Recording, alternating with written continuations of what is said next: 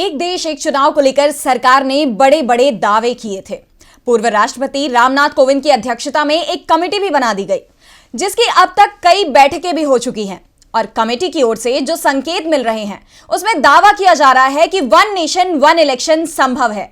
लेकिन अब कांग्रेस ने इस दावे को दरकिनार कर दिया है। क्या है पूरी खबर, देखते हैं इस रिपोर्ट में। 2024 के लोकसभा चुनाव नजदीक हैं। 50 दिन में चुनाव का ऐलान हो जाएगा, लेकिन चुनाव से पहले सरकार की ओर से एक देश एक चुनाव का शिगुफा छोड़ा गया है। तो वहीं अब चुनाव से पहले कांग्रेस ने बीजेपी को तगड़ा झटका दिया है। कांग्रेस अध्यक्ष मल्लिकार्जुन खड़गे ने 19 जनवरी को एक राष्ट्र एक चुनाव को लेकर बनी उच्च स्तरीय समिति को पत्र लिखा है। पत्र में उन्होंने कहा है कि संसदीय शासन व्यवस्था अपनाने वाले देश में एक साथ चुनाव कराने के विचार के लिए कोई जगह नहीं है और उनकी पार्टी इसका पुरजोर विरोध करती है। वन नेशन वन इलेक्शन को लेकर कांग्रेस ने रुख साफ कर दिया है। पार्टी अध्यक्ष मल्लिकार्जुन खड़गे ने एक राष्ट्र एक चुनाव को लेकर कहा कि हम इसके खिलाफ हैं। इसकी भारत जैसे देश में कोई जगह नहीं है। एक राष्ट्र एक चुनाव को लेकर पूर्व राष्ट्रपति रामनाथ कोविंद की अध्यक्षता वाली कमेटी को लिखे लेटर में खड़गे ने कहा, संसदीय शासन व्यवस्था को अपनाने वाले देश में एक साथ चुनाव की अवधारणा के लिए कोई जगह नहीं है। समिति के सचिव नितेन चंद्र को भेजे सुझाव में खड़गे ने आगे कहा, एक साथ चुनाव कराने का विचार संविधान की मूल संरचना के विरुद्ध है।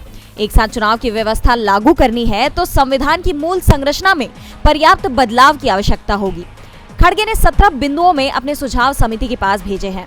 उन्होंने कहा, कांग्रेस और देश के लोगों की ओर से मैं उच्च स्तरीय समिति के अध्यक्ष कोविंद से अनुरोध करता हूं कि वे संविधान और संसदीय लोकतंत्र को नष्ट करने के लिए केंद्र सरकार से उनके व्यक्तित्व और भारत के पूर्व राष्ट्रपति के पद का दुरुपयोग न करने दें। उन्होंने आगे कहा, कांग्रेस एक राष्ट्र एक चुनाव के विचार का कड़ा विरोध करती है। एक संपन्न और मजबूत लोकतंत्र को बनाए रखने के लिए ये जरूरी है कि इस पूरे विचार को त्याग दिया जाए।